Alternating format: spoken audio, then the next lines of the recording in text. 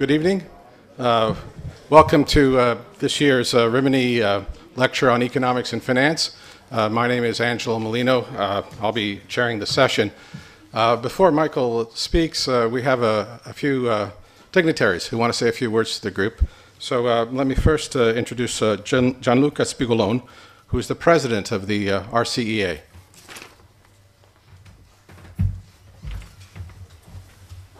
Buonasera. Come presidente del Rimini Center for Economic Analysis vi do il benvenuto a Rimini.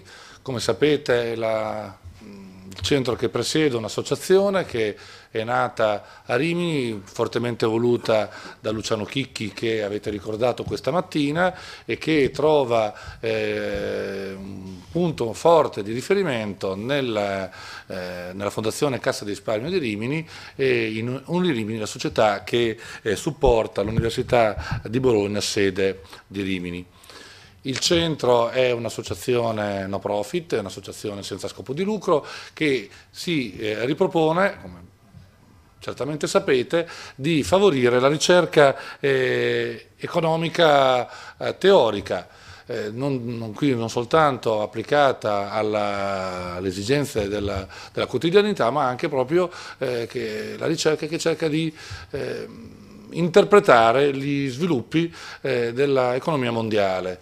Da questo punto di vista mi pare che il tema che avete posto, che è stato posto alla base della vostra conferenza, sia particolarmente significativo, in quanto proprio noi che vediamo il mondo da un paese industrializzato, con tradizioni economiche ormai mature, guardiamo con grande interesse invece alle economie in via di sviluppo, alle economie che stanno crescendo a ritmi molto, molto importanti, e quindi il capire quale potrà essere gli scenari futuri economici è fondamentale anche proprio per noi che viviamo in una parte del mondo che questi ritmi di sviluppo purtroppo li ha alle spalle da molto tempo. Non voglio farvi perdere del tempo, sono, come vi dicevo, contento che il centro da me presieduto organizzi questa manifestazione, la organizzi a Rimini dopo che vi sono state più edizioni in passato in questo scambio di ospitalità tra Rimini e il Canada. Un ultimo ringraziamento non può mancare al professor Pelloni, che come direttore scientifico ha messo in piedi appunto questa conferenza così importante. Buon lavoro.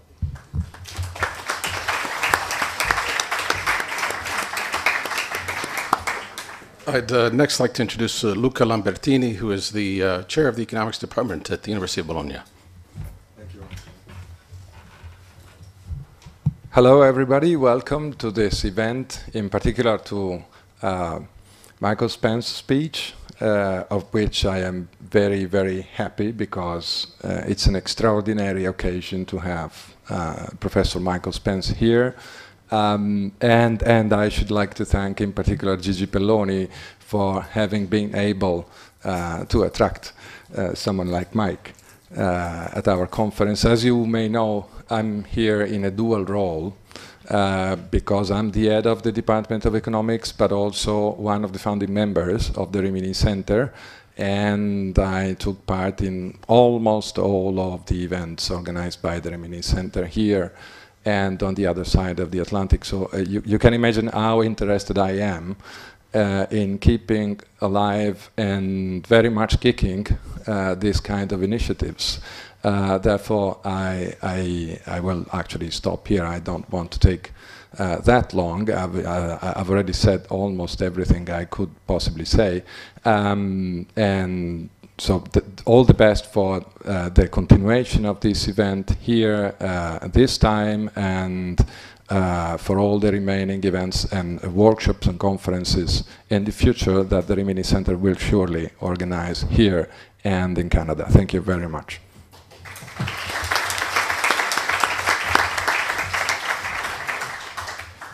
And I'd now like to introduce Leonardo Cagnoli, who is the president of the Uni Rimini Foundation, which is the main sponsor of the RCEA. Thank you. Professor Spence, Mr. Chairman, all of you. It gives me great pleasure and honor to welcome Professor Michael Spence in Rimini today for this international meeting of Rimini Center for Economic Analysis. It gives me an extraordinary opportunity to meet such an important economist whose studies have enriched the knowledge in a field that is extremely important for the whole world. And for this was awarded many prizes, including the Nobel Prize for Economics in 2001. The welcome even by Rimini, that for many years supports the research activity of Rimini Center for Economic Analysis, conscious of the need of independent, in-depth researches in an area as complex and sometimes influenced by partisan interest that he deals with. Professor Spence, I don't want to take more time to your lecture. Once again, welcome to Rimini and good job.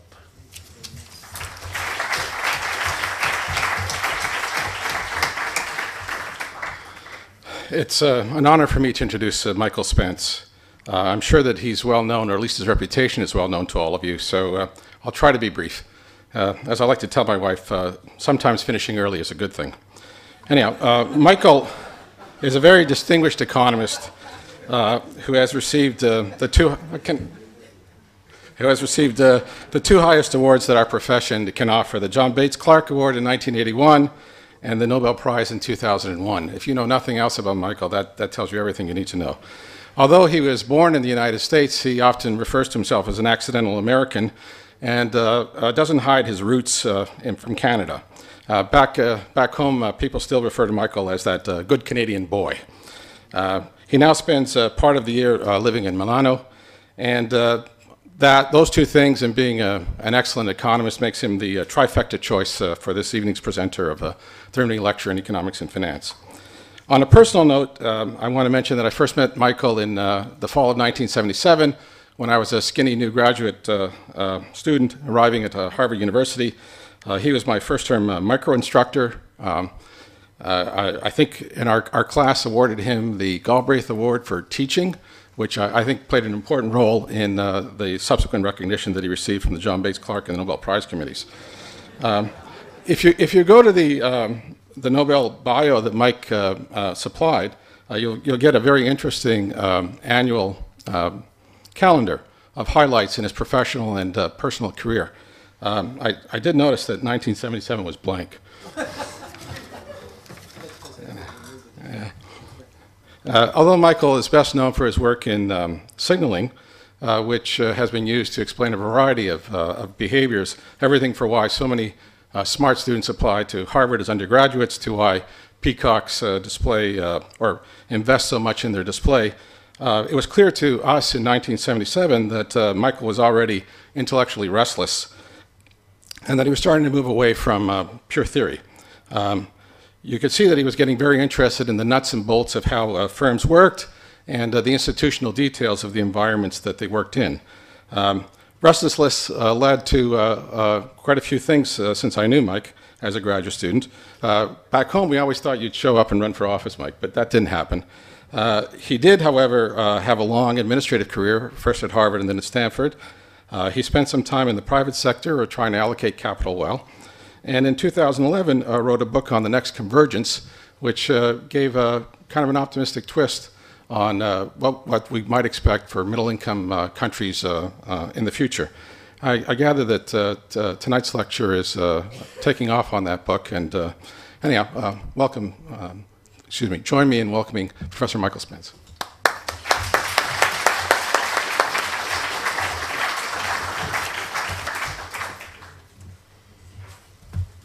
Thanks, Angelo. Gentlemen, thank you very much for the kind words. It's fun to be here. I had no idea Canadians and Rimini had hooked up, so this is pretty exciting. Look, we have a little less than an hour. I was going to sort of use up half of it talking about growth and things related to it. That may not sound like the next convergence, but actually that's what it was about. And especially about developing countries. And then I thought I'd stop and see if we could have a conversation about this. I'm when I was teaching, Angelo didn't mention this, I learned slowly how to be effective. First thing I learned to do was listen, and the next one I learned was I should say something stupid or outrageous or something like that, which came naturally to me. Sometime early on in the class, and then somebody'd butt in, and it turned into a conversation. It was much more engaging. I don't know if it was your class, Angelo, but one year 2 undergraduates came up who were members of the Division of Applied Math at Harvard and said, "Can we take your course?" I didn't know who they were, so I checked them out, and I was allowed to admit a small number of undergraduates, and they'd done pretty well in the Applied Math department. So I let them into the course. I didn't see much of them after that. But they took the exam and did rather well, and their names were Bill Gates and Steve Ballmer. Wish I'd known it at the time. I would have invested. Okay. I wrote a book that Angelo mentioned called The Next Convergence, and the story, roughly speaking, for those of you who haven't had a chance to read it, I suspect that's most of you, it's based on, about a decade's worth of work in developing countries, trying to understand the growth patterns, how it works, when it fails, and so on. And I can't, cover all of that today, but I'm going to try to give you a flavor of what's going on, and then kind of look forward and ask, is this process going to continue? So, roughly speaking, real growth in the world started with the British Industrial Revolution. In England, it spread to continental Europe, and then it spilled across what Angus Madison called the European offshoots. That was Canada, the United States, Australia, and New Zealand. So I think it's a nice term. And that was about 15% of the world's population, and they experienced real growth. It was kind of breathtaking at the time, 1.5% real. Maybe continental Europe and the U.S., 2 to 2.5% in real terms. Doesn't sound very fast now. And everybody else, the other 85% of the people in the world, stayed exactly where they were, except a few railways were built through their countries. And that was partly because we were organized in a colonial pattern, and colonialism, I'm not an expert on colonialism, but it was clear it had embedded asymmetries in it. And that went on for 200 years. And at the end of the 200 years, you can call divergence, even at call it 2% growth, if you carry it on for 2%, at 2% for 200 years and the other people aren't growing, there's a pretty big gap that opens up. And that's the world we lived in. When we were young and went to high school, there were lots of terms for those other 85% of the people. Again, there are people who are better on tracking the etymology of this, but third world, underdeveloped, backward. Developing was a step forward, suggested something might change. Anyway, the bottom line is, after World War II, things did change, although it was almost impossible to see it at the time. And 3 things happened, I think. One was the collapse of the colonial empires, so those constraints were removed. The second was a bunch of countries decided that the disastrous policies after World War I that led to National Socialism, hyperinflation, and all kinds of things, and eventually another World War with a depression thrown into the middle, that was a terrible idea, and they set out to do something else. So there was the Marshall Plan and the GATT. And the GATT is the General Agreement on Trade and Tariffs. That's the thing that came before the WTO. And they set out deliberately to sort of create an open global economy that everybody could participate in. And the goal, clearly, if you talk to the people who were doing it at the time, was war recovery in the advanced countries. And it was sort of an accidental sort of spillover effect that the developing countries, were handed the key. Or one of the important keys. And the third was technology, which had, it's not new, this is a continuous process, accelerated dramatically the ability to create what we've come to call the global economy. And slowly, falteringly, developing countries started to grow. Now, economists are famous for their forecasts, and so that knowledgeable development economists in the early post-war period, when asked which part of the world was going to be the star performer, said Africa. And when they asked, which part of the world would really, really be in trouble, and the answer was Asia. Now that's as close to dead wrong as you can get. But there were interesting reasons for it. And I think the reasons are more interesting than the forecast, because I would have said the same thing.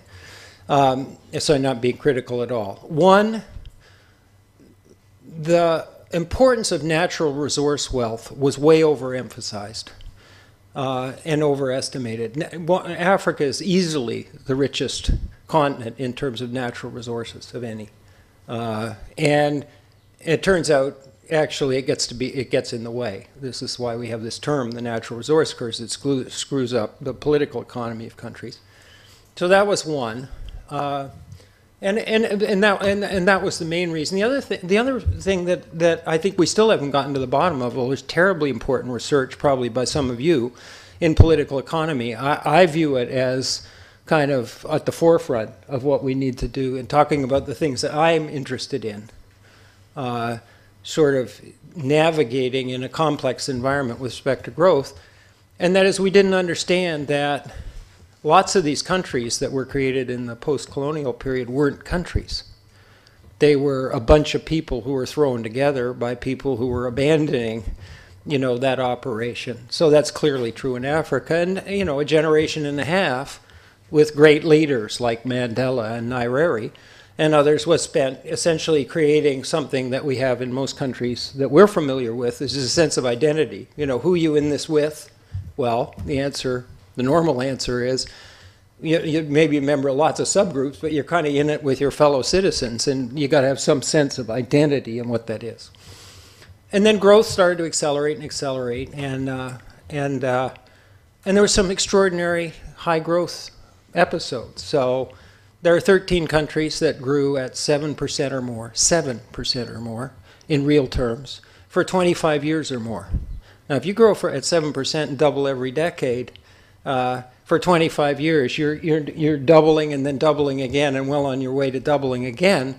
That starts to make a material difference, and that is the reason why, in the aggregate, there's been so much poverty reduction in the world. How do countries grow at those speeds? No, we never saw that before. That's out of the range of experience. Well, it's partly the global economy. If you think of a small, relatively poor country, even if it's got a lot of people, its economy is tiny. So if it finds something that we economists call comparative advantage, there's no constraints on the demand side. You can grow and grow and grow, and you don't make a dent in that market. Or put it differently, the demand curve's not downward sloping, at least not for a long time. The only country that's ever affected the terms of trade in any significant way is China. And that's only laterally and because it's so big. It actually moves commodity prices around. It moves the relative price of manufacturing goods around and other things like that. But that never happened before. So the global economy gave you that. Think about it. Think about the reverse way. Suppose that you didn't have the global economy and all that demand, and instead you looked at domestic demand and asked yourself, can you grow with that? Well, what's domestic demand in a country with, I don't know, maybe most of you probably don't think about this most days, but with a country of the per capita income of $400, domestic demand consists of housing, energy, and food, and more than half of it's food, because you're staying alive. That's what that economy is about. And, well, so how do you generate 7% growth, in a little tiny batch of niches, with a kind of non-tradable demand that looks like that? And the answer is you don't. You just can't. And the other thing the global economy gives you, and there's more and more attention being paid to this now, is knowledge. So that 200-year gap that built up, it wasn't just economic performance, it was knowledge, scientific knowledge, management knowledge, technological knowledge, know-how, institutional knowledge, actually. And that can be transferred relatively quickly and certainly faster than you can invent it yourself. And so this inbound knowledge transfer increased the productive potential of these economies, the ones that were organized to take advantage of it. The rest of the story, I think, is fairly simple and leads me to what I'm going to talk about next, briefly. There are a lot of features of this. There's a lot of tree roots to trip on, and if we had a semester, we could spend a lot of time on it, and some of you probably do, but we certainly don't have time with this tonight. But the single most important other variable is investment. Okay, so just take the pieces of the puzzle. You've got this gigantic global economy. It's sending knowledge and technology in. It's providing a huge market if you sort of get organized and get that right. And on the other side, thanks to Sir W. Arthur Lewis, you have underutilized resources, especially labor, sitting there in an economy that's been disconnected and in a no-growth equilibrium. So extracting that labor from its underutilized areas, traditional sectors, mainly agriculture, okay, has a very low opportunity cost, next to zero, okay? So you have a big global market. For those of you who are used to theory, this model is pretty close to linear, right? And because there aren't any sort of price effects in it, at least for a while. And of course, Arthur Lewis worried about this because that big supply of labor holds the rate of growth of wages down. And you see that in development patterns. Why? If there's 30 million people who'd love to have your job, and there's no labor market structures to get in the way of that, then you can see why the wages don't go up at the same rate that GDP does, and it actually creates a kind of inequality as an endogenous part of the process. So what's the key missing variable? Well, the answer is it's investment. And it's public and private investment, and they're complementary. And so we thought about it. There's no theory that tells you this is right that I'm aware of. Although it's consistent with what we know about capital output ratios in a wide range of developing and advanced economies. But roughly speaking, if you want to grow at 7%, you should be investing at about 30% of GDP. And the public sector investment component of that should be pretty big, like on the order of 5 to 7% of GDP. Most countries have trouble doing that. Why? Because it's very expensive in terms of current consumption to invest a third of your GDP in something that'll benefit your children and grandchildren. In fact, the most amazing thing, I think, to me, in human terms about these high growth cases is the extraordinary intertemporal choices that are embedded in them. This willingness to invest at high rates even when you're relatively poor. And it wasn't aid. And it certainly wasn't natural resource income. It's extraordinary.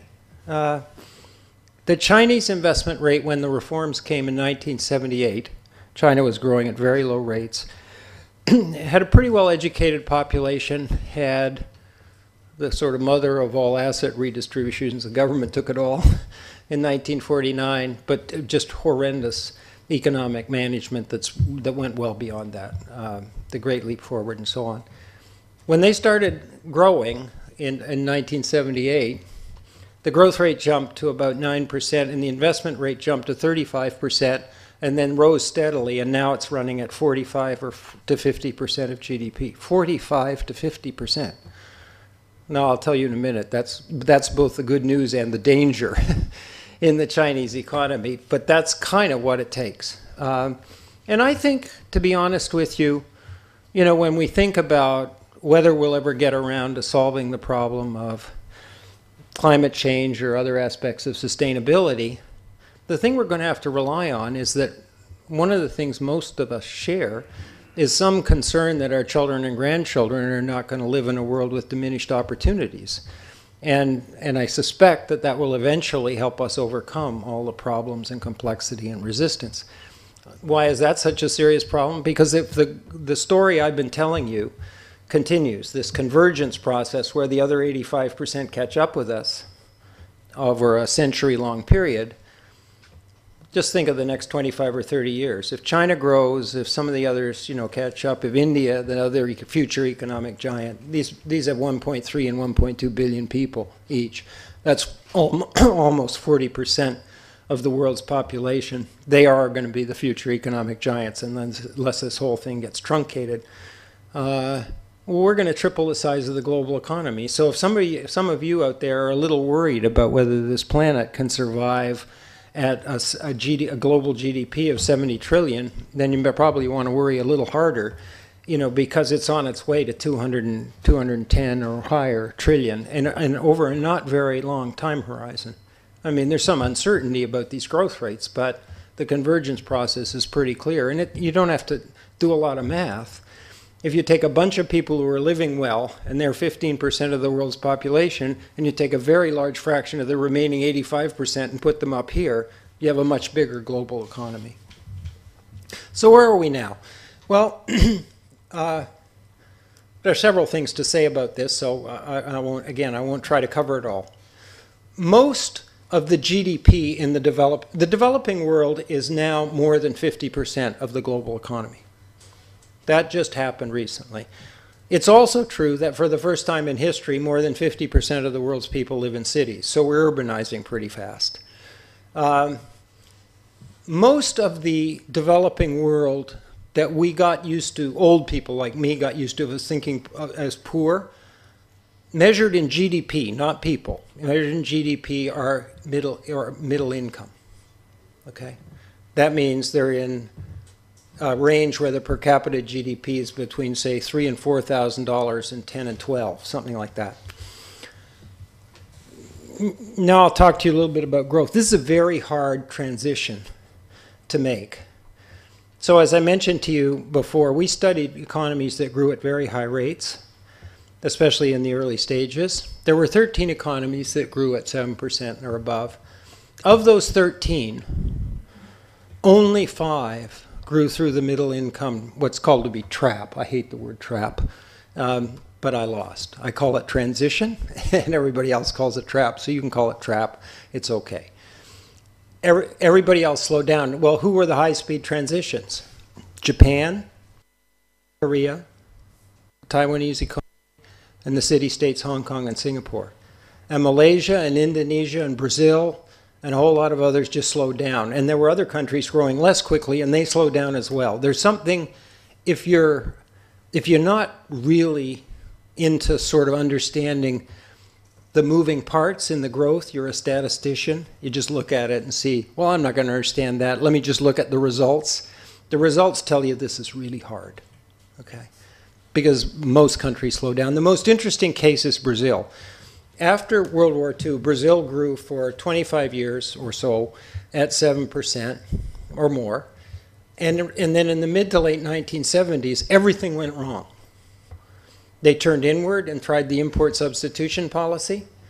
They had political economy trouble, ended up with a dictatorship. They lost macroeconomic management control and ended up with lots of bouts of hyperinflation. It was a catastrophe.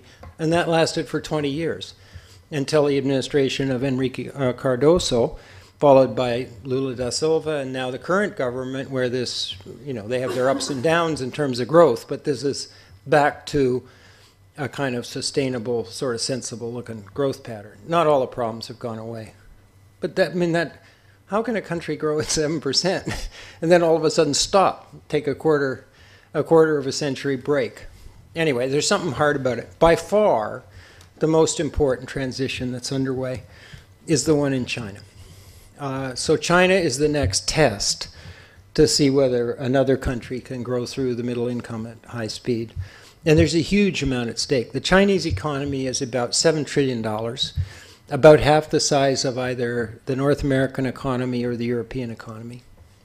If you compare it to its predecessors, it's just way bigger. And because it's bigger, some options aren't open to it.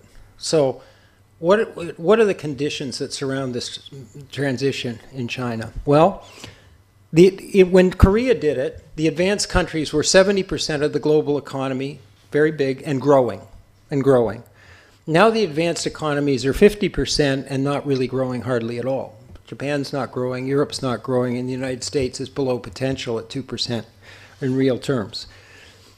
Second, China is a huge market share in the tradable side of the economy. I'll come back to tradable and non-tradable in a minute. And so let's call it, you know, in the things that they're in, they have 70% market share. Now, you know from companies that if you have a 70% market share and the CEO stands up and said, we're going to grow really well and the growth is going to come from expanding market share, you know he's nuts. In fact, the board will probably replace him or her fairly soon. That is not possible. So China is not going to grow by gaining market share on the tradable side. And in fact, if you go look at the data, exports are contributing next to nothing to growth in the Chinese economy. So how are they going to do this? Well, they're going to do a lot of things, including things that you're familiar with, move up the value-added chain, increase productivity, and so on. But the single most important thing that you may not have thought about is the demand side of the economy. And this is what I kind of want to leave you with in talking both about China and some of the other parts of the world. If you look at China's growth, it's been, up till now, it's been driven by very high investment rates, and very high investment rates, well, I'll come back to that, and by exports, by this external demand. Very high investment rates give you two things. One, they generate aggregate demand that employs people, generates income, and it increases the productivity of the economy as long as you're making investments with high return. So that growth pattern worked for quite a long time, but they've maxed out the export